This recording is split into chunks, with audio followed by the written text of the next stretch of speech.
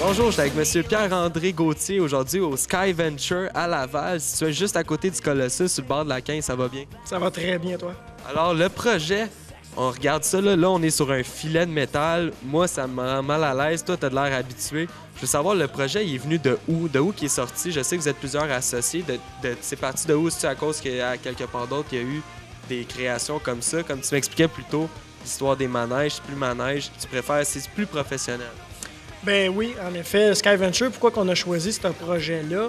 Il y a plusieurs simulateurs de shot libre qui existent, sauf que la seule entreprise qui a réussi à recréer parfaitement le simulateur, qui recrée en fait ce qu'on vit en shot libre comme parachutiste, c'est la compagnie Sky Venture. Alors, nous qui vient du monde du parachutisme, on est pas mal tous des entraîneurs, des compétiteurs et tout, des passionnés. Alors, on s'entraînait, on connaissait déjà le produit, on allait s'entraîner là-dedans, mais c'était ailleurs aux États-Unis. Jusqu'au jour qu'on a dit, ben ça nous prendrait ça au Canada, parce qu'on est le premier au Canada. Et on a décidé de se regrouper puis de faire venir ça ici, de partir le projet ici à Laval.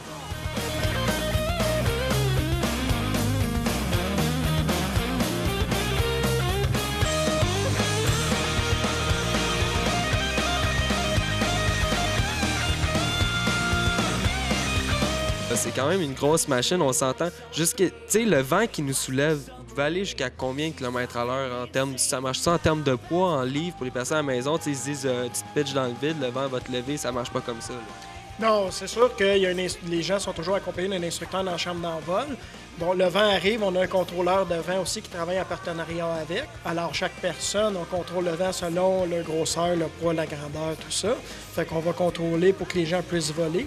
Mais la machine est capable de prendre beaucoup de vent. Elle est capable de produire environ 350 km/h de vent, parce qu'on a quand même 4 moteurs électriques qui poussent pour 1400 forces de puissance. Mais c'est rare qu'on va jusque-là, on n'a pas besoin que les gens volent. Pour vous donner une idée, souvent ce que je dis, bien, que les gens ils vont voler dans un ouragan de force 1, force 2, mais on est capable d'aller jusqu'à un ouragan de force 5.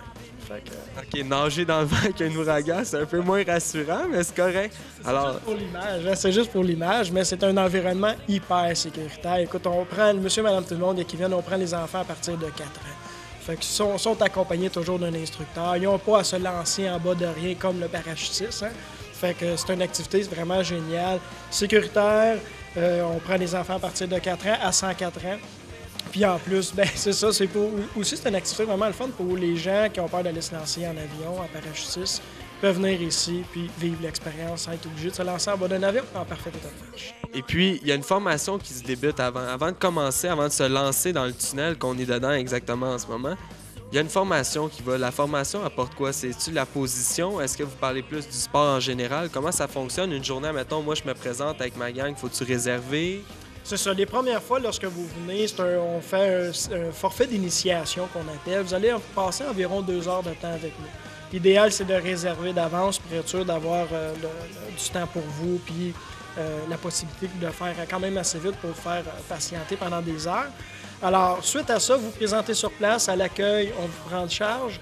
Suite à ça, vous venez monter en haut, faites un peu d'observation. Le groupe est complet, l'instructeur vous prend en charge, vous donne une formation complète, théorique et pratique, en salle de classe. Alors, vous allez voir un peu les techniques de vol, comment que ça va fonctionner, comment on fait pour voler, les techniques de communication aussi, des signes de communication, parce que bon, il y a beaucoup d'air, il y a du bruit, ça fait qu'au lieu de se crier après, bon, on communique par signe.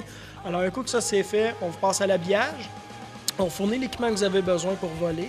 Suite à ça, vous rentrez dans la chambre d'envol, vous effectuez les vols avec toujours un compagnie d'instructeur. Et suite à ça, bien là, vous avez un débriefing avec l'instructeur qui parle de la session et ça va être quoi les prochaines étapes lorsque vous allez revenir. Puis vous allez trouver ça tellement génial que vous avez juste le goût de revenir. C'est sûr qu'on va revenir. Les prochaines étapes.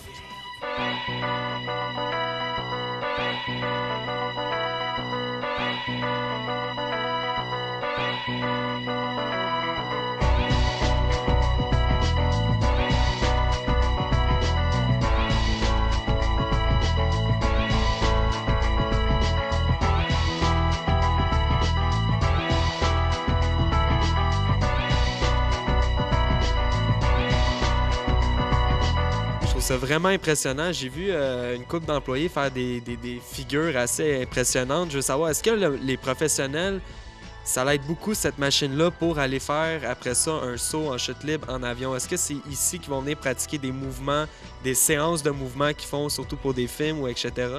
Ben c'est ça. Écoute, vu que c'est un outil d'apprentissage idéal pour les parachutistes, alors on a autant les gens, les débutants dans le sport. Ça veut dire que les gens qui ont fait déjà un saut en tandem, qui veulent dire hey, moi, je veux avoir ma licence de parachutiste, je veux devenir parachutiste. Alors, lorsqu'ils prennent leur cours dans leur centre de parachutistes respectif, la plupart ont un programme incluant la soufflerie.